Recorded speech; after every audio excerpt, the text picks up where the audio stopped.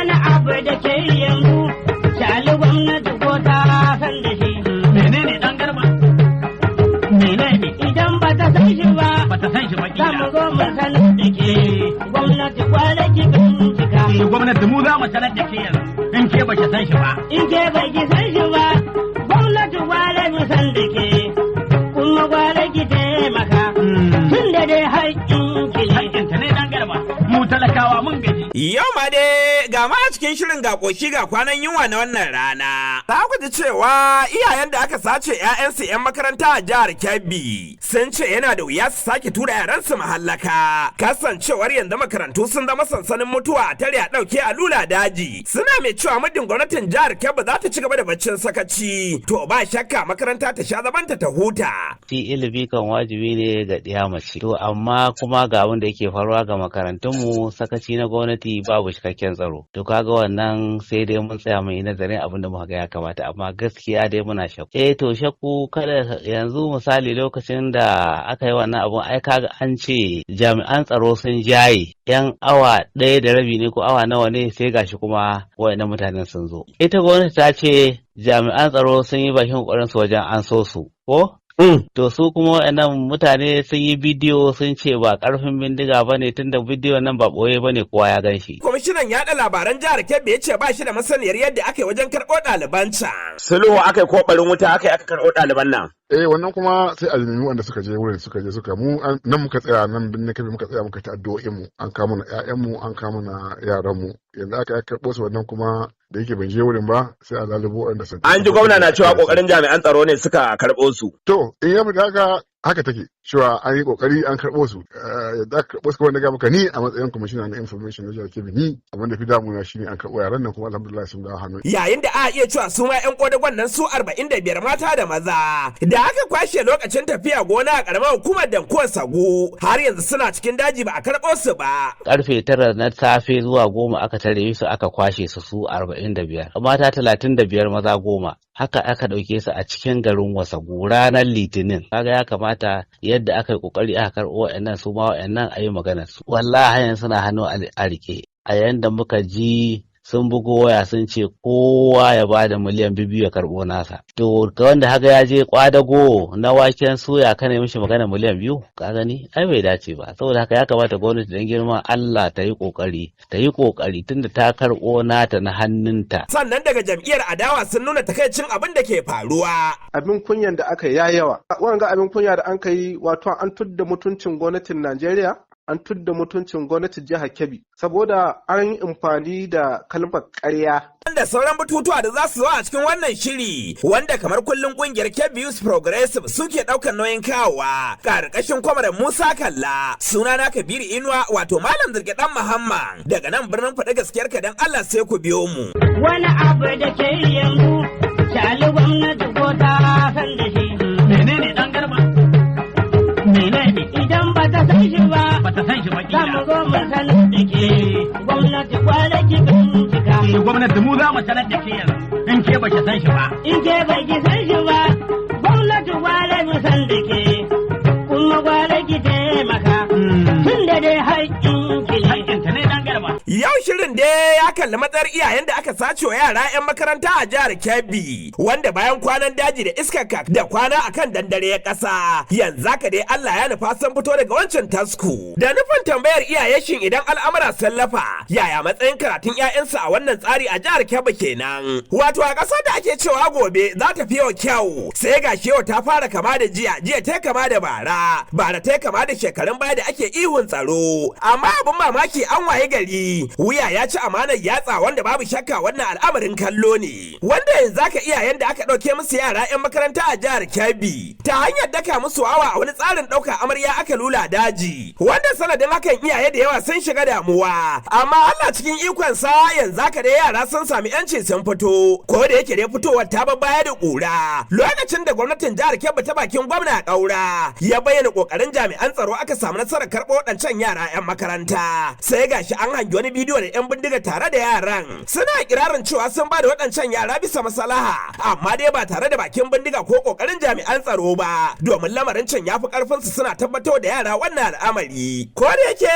wannan riba kafa ce kura ta taka kwado domin shiri ne mai zaman kansa da yadda Allah za mu tattauna mu ji me yasa mota tana tafiya ba tare da direba ba amma ga fasinja zaune ana hira domin dai yau magana muke na matsayin iyaye da aka sace wa yara da matsayin ci gaban karatunsu a jihar Kebbi a wannan tsari wanda abin mamaki abin damuwa iyaye a jihar Kebbi suna cewa yana da wuya su sake amincewa da tura yara makaranta a irin wannan karni da ake fama da bala'in rashin tsaro wanda iyayen nan ba sa faɗin haka don izgilanci sun faɗa haka ne saboda tsoron da ya girgiza kwakwalwarsu da abin da ya faru ya da kusa da mata ya karya zuciya waɗanda sun haifi yara da wahala a kalaman iyayen da muka zanta da su sun ce tunda Allah ya taimaka an dawo musu da 'ya'yansu amma dai sun ce in dai a irin wannan tsari za a tafi kwara yara su koma zaman gida maimakon makarantar da babu tabbacin rayuwa wato idan ana magana akan tsaro gwamnati ita ce uwa ita ce uba wanda muddin iyaye sun kasa ciyar da yaransu rayuwa tana cikin hadari kamar yadda ake cewa idan makiyayi ya kasa kare abin kiwonsa zaki zai cinye dabbobin wata rana baki daya a nema a rasa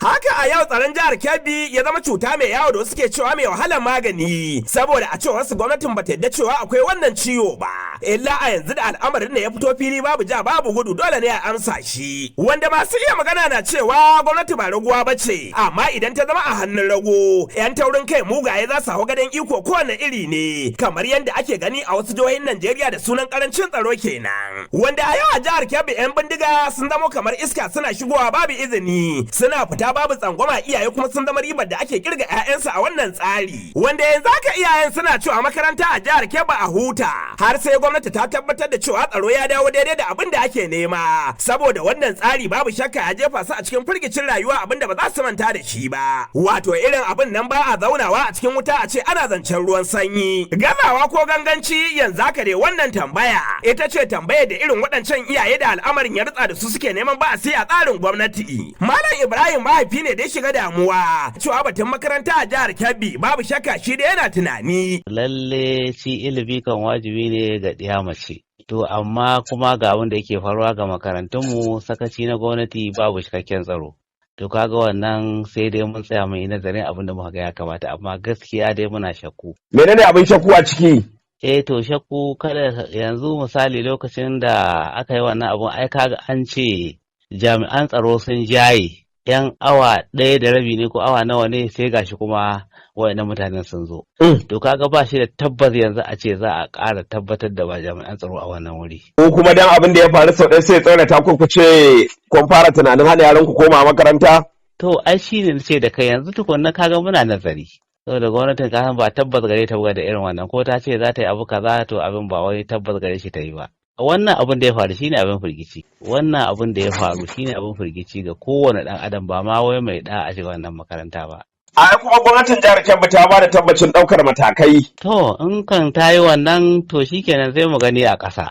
lokacin da aka ce an ɗauki waɗancan yara naku an shiga da su ba mu labarin halin da kuka kasance a matsayinku na iyaye. Shi mun shiga hali na bakin ciki na ɓacin rai mun yi kuma wayan sama akwai waɗanda aka yi ta sayo hawan jini ta abin da ɗinsu aka yi ta so musu maganin hawan jini har zuwa asibiti. To dai ke dai Allah ya taƙaita abun sai Allah ya kawo abin kuma da sauƙi amma mun shiga. Gwamnati ta wani ɓangaren ta yi ƙoƙari amma kuma gaskiya akwai son zuciya a cikin wannan lamari.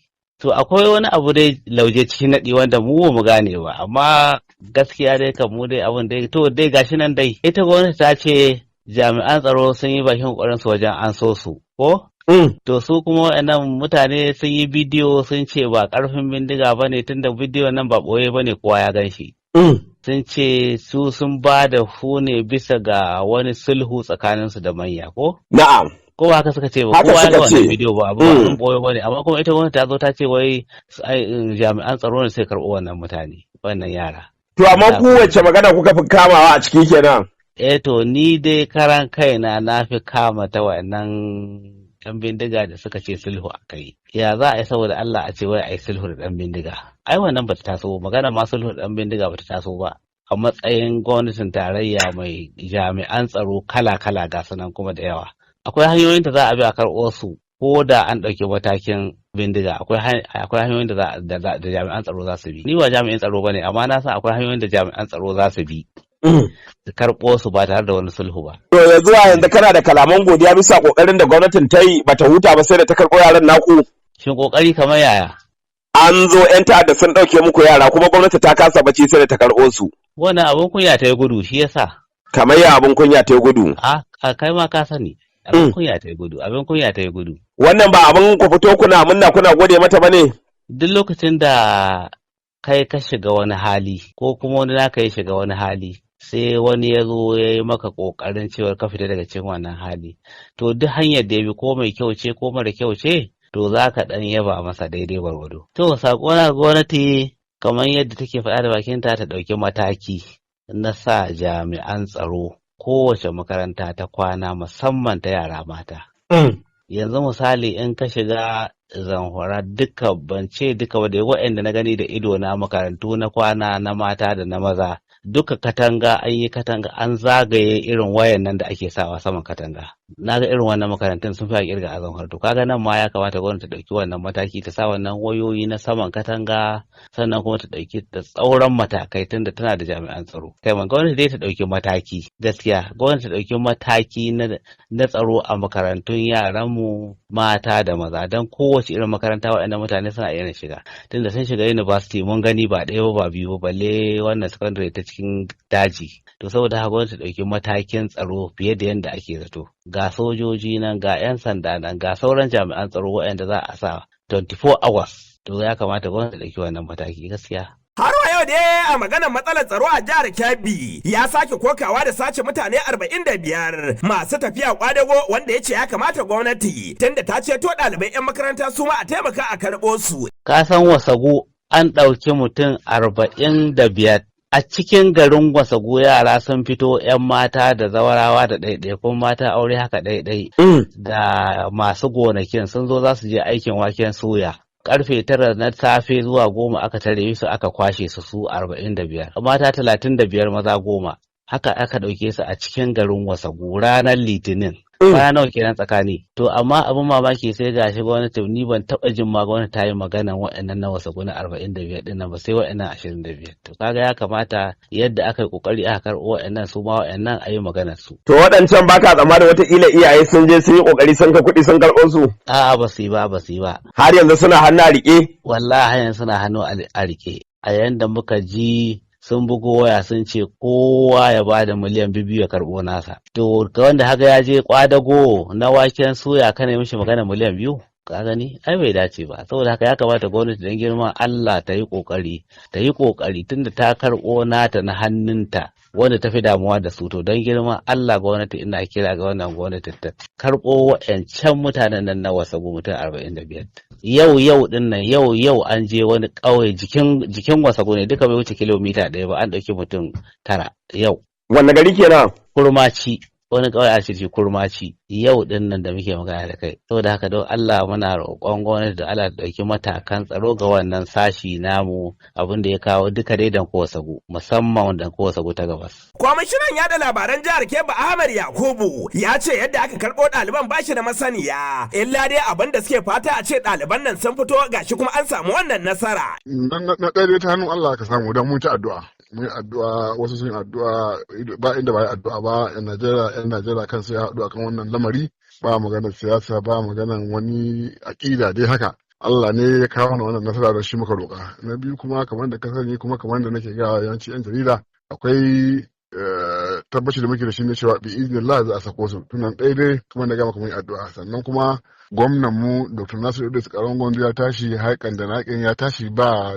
kakkautawa ba wasa bai kasa gwiwa ba ya mai da hankali akan tabbatar da cewa duk wanda ya kamata a yi magana a yi magana da shi duk wanda ya kamata a tabbatar da sun ɗauki matakai sun ɗauki matakai an tabbatar da masa magana sun ɗauki matakai a gaskiya muna ga wannan nasara da na farko dai Allah ya bamu ita fi sabilillahi kuma gaban da ya kamata mu bata haka nan cewa Allah ne ya bamu ita kuma muna godiya gare shi. Sulhu akai ko barin wuta akai aka karɓo ɗaliban nan.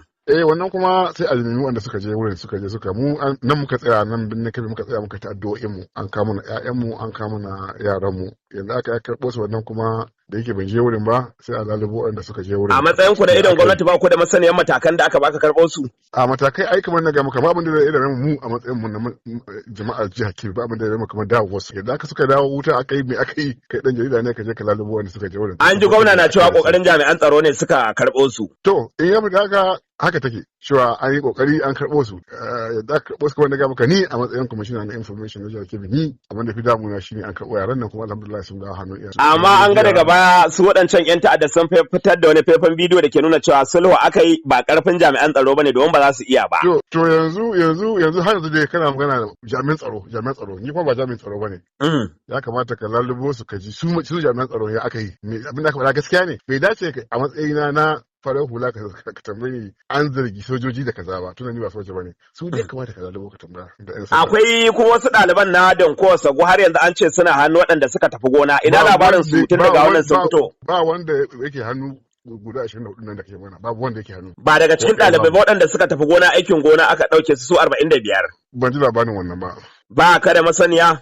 Ban da masaniya ga wannan. To daga tsagin jam'iyyar adawa injiniya Atiku Abubakar Musa ya ce abin da ya faru ba su da bakin magana a wannan tsari. Abin kunyan da aka yi ya yawa. Wanga abin kunya da an kai wato an tudda mutuncin gwamnatin Najeriya, an tudda mutuncin gwamnatin jihar Kebbi. Saboda an yi amfani da kalmar ƙarya, amfani da ƙarya wurin rayuwar al'umma. Dan jarida, ka tuna wa'anga mutane na wanda an ka ce yau al'umma ta wadda take ta riga ta ba da rayuwarta da jagororinta yau sai gashi mutanen ga an kama su kowa na inna lillahi wa inna ilaihi raji'una gwamnati ta hito ta ce ta ɗauko sojoji har da minista an ka ɗauko daga Abuja an ka ce shugaban ƙasa ya izo shi domin a towa an so wa'annan yaran an ka nuna hotunan sojoji kowane na shirye sun ce za su shiga daji ba ta kashi da sojoji kuma minista da kai ne ya ce ana ba ta kashi tsakanin 'yan bindiga da sojoji kuma gashi bayan kwana biyu sai gashi an ka cewa ga yaran ga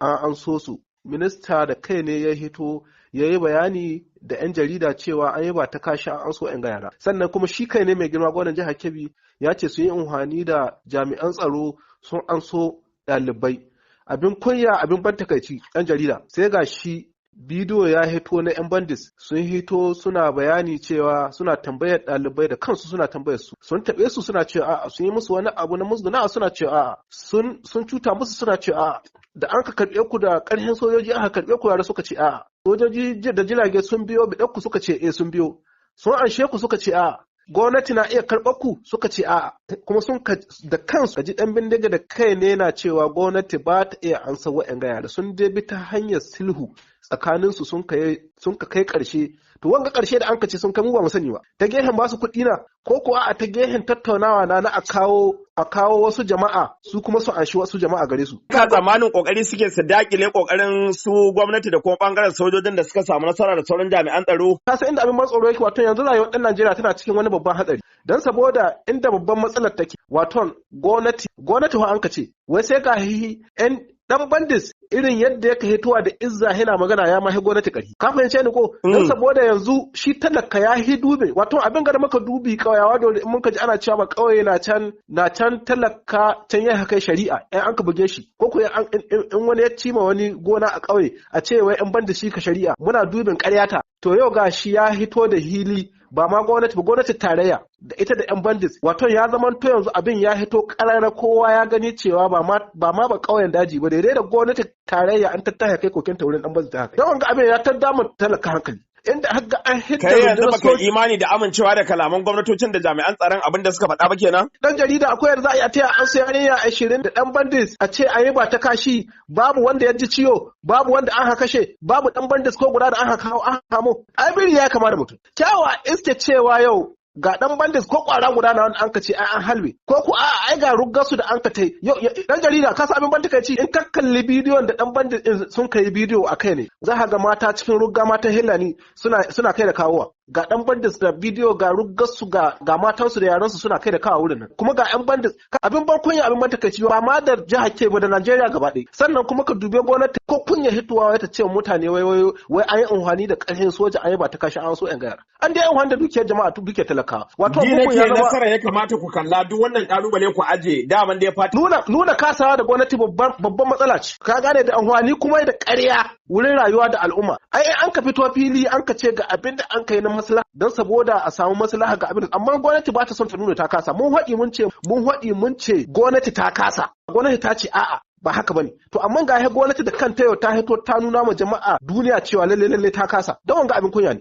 Kwanaki dan jarida dan majalisa wanda annabiyu da majalisar jihar Kebbi baki daya gaba ɗaya majalisar jihar Kebbi shi annabiyu mataimakin kakakin majalisa ta jihar Kebbi na an ka je gidan shi tsakani ne gidan shi da police station tsallakin titi ne kawai aka zo aka ɗauke shi kaga dai wanga cin mutunci na tsakanin police station da gida ne tsallakin titi na kaga cin mutunci na ɗaya an ci ma jihar Kebbi insecurity jihar Kebbi ya nuna babu shi karara wurin nan tun wurin nan to kuma an ka ɗauke shi an ka tare da shi dan jarida bayan an tare da shi kuma haka an ka toho kuma yadda ka ji irin waka ƙarya da an ka yi haka sun kai gona ya hito gaban jama'a ya to ya ce mutane sun yi wahar da jami'an tsaro sun karɓo shi banda kuma shi ma ga audio ya hito na shi kai ne shi wannan dan majalisar kina bayanin irin kuɗin da aka tara har kuɗi sun kai kusan miliyan 100 da wani abu to dan jarida mu talaka ina za mu saka mu kai yanzu baka yadda ba cewa gwamnati ce ta karɓo su dukiya al'umma ne ta karɓo su dukiyar da za a yi mana titi da rijiyoyi da asibitocinmu suna an kwasa an kai wa dan bandis yanzu wannan wata ministry ta daban a cikin ƙasa ma baki ɗaya wata ministry ta. To amma na tambaye shi na ce abin burgewa gwamnan jihar Kebbi ya shawarci ɗaliban kada sakare bisa abin da ya faru ya yi musu nasiha irin ta iyaye na ce shin wannan ba abin ayaba ba ne. Na yaro zai karatu yanzu an kama makaranta gaba ɗaya ruhe gwamnati ta nuna kasawa ta gaba ɗaya yanzu na ƙalubanci shi mai girma gona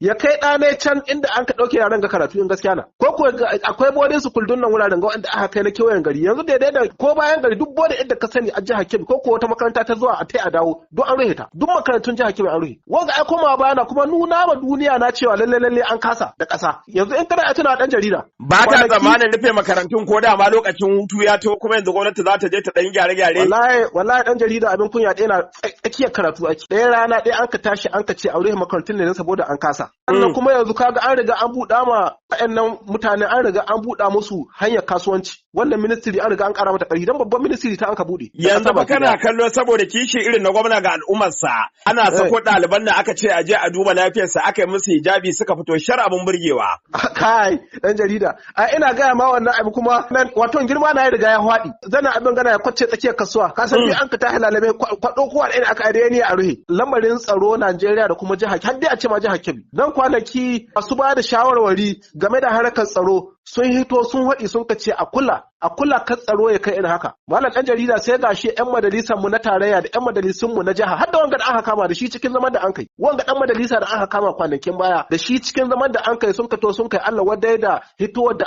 an ka hanga musu irin wanga abu da ate to kaga ɗan jarida muka ai sai ko a riƙe da ne dan yanzu wanda adda ilimi ya karantar da ɗane cikin gida don saboda gwamnati ta nuna kasawa ta karara da hili sannan in ka duba duk waɗanda da har ganin shugabannin gwamnati waɗanda har ganin jagororin ganin gwamnati babu wanda ɗane ya karatu ko makarantar da aka zuwa irin inda ta gwamnati ta wanda aka zo abin ga da mota aka kai su kuma zaka iske ko security da aka cewa ana kai makarantun ne to ba a kai su waɗanda makarantun ne waɗanda aka na gwamnati sai da makarantun ne su nasu na daban na ɗiyan maya don ko haka ga ɗan jarida talaka ya riga ya kaɗa kai ne bi ma'ana yanzu mutane dai sun ga yadda abubuwa ke gudana saboda haka muna kira da al'umma na Najeriya gaba ɗaya da su kula. Wannan ba abun godewa ba ne al'umma sun koka kuma gwamnati ta yi ƙoƙari ta samu nasarar dawo da su gida? Nasarar dawo da su gida ta wane gehe dan jarida an kwashi dukiyar al'umma ai babu babban matsala kai babu matsala kamar a cewa babu gwamnati da ƙasa don saboda mi a gwamnati duk gwamnati ya zama to ba ta iya baka tsaro da hukin lahiyarka da dukiyarka to ai babu gwamnati. To ai wannan matsalar tsaron da ana kallon ba a jihar Kebbi bane ruwan sama ne ya isa gonar kuma sai dai addu'a kawai. Wanga ai ina ga maka dan jarida ka san abin da aka ce ma ci gaba mai gina rijiya to yana ƙasa yana mi aka ce ka san yana nan cikin rijiya yana gina. Na kai ci gaba to shine a wanga lamarin harkar tsaro ga aka fama da shi. To kana kirarin cewa zaman gida a wannan tsari bai dace ba. Shin ko kana da abin cewa kan wannan tsari kenan? A to mu muna kira da jihar Kebbi dole na su san mahita don saboda mu ba za mu yarda a ce a mai da ɗalibai gida ba a sake samu wasu jahilai can daban. Don saboda duk waɗannan su ɗaya hilla ne na abin da ya kai su da wannan abin rashin ilimi na. To kaga yanzu har tun an hana musu zuwa su wakan su to yanzu kaga yanzu a ce gaba ɗaya jihar Kebbi a ce an kama makarantun ne gaba ɗaya an ruhe. ai wanga babban tashin hankali na. Sannan kuma gwamnati ta nuna kasawa da fili, ai babu kalubale yau kamar a ce yau yaro ya tashi da sahe bai zuwa makaranta. Yanzu wa'yan gaya yaran mata ƙanana da an hakama yau su kansu kana jin yadda suka haɗi da kansu, ai ko su kansu an kare musu zuciya da kansu suka haɗi wa suna yan bandis na magana da su, gwamnati ta anshe ku suna cewa a'a. Ai gwamna ya ce kasu tsorata a shirya za a koma makaranta. Wace makaranta? Ba dai wannan makaranta ba dan jarida. Dan duk cikin yaran da aka kama babu yariyar za ta koma wannan makaranta. Nan dan an faɗa an karye kuma an gyara kafa a ce ba za a ƙara taka a tafiya da ita ba?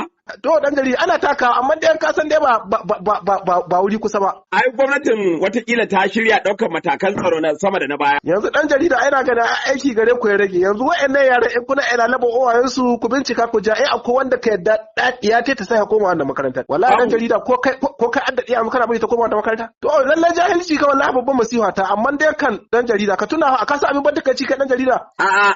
Wato da an ka ce ga yan bandits ɗin ganin wata hewa sun nuhatu wannan wurin wa. An ka ce ga sunan tehu kuma an san da zuwan su. An ka toho kuma an ka sa an ka ce an ka hoke yaran ga. Dan ku haka mu talaka na cikin babban tashin hankali. An ka ce shi da kona da kai ne yayi bayani. Yayi bayani ya ce sun san da an ce suna nan tehi kuma sun sa jami'an tsaro. Kuma jami'an tsaro ga awa 1 zuwa 2 da toho wa'anga mutane an ka ce ba a san inda suke ba. To kaga abin akwai tashin hankali. To da yake an ce ba ni in baka shine tanka, ban sani ba ko kana da wata shawara da ya kamata gwamnati ta dauka.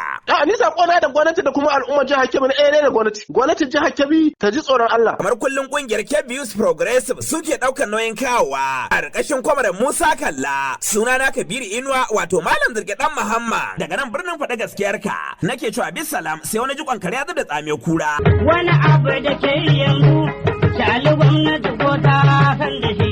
Menene dan garba? Menene? Idan ba ta san shi ba. Ba ta san shi ba kila. Za mu zo mu sanar da ke gwamnati kwanaki bincika. Gwamnati mu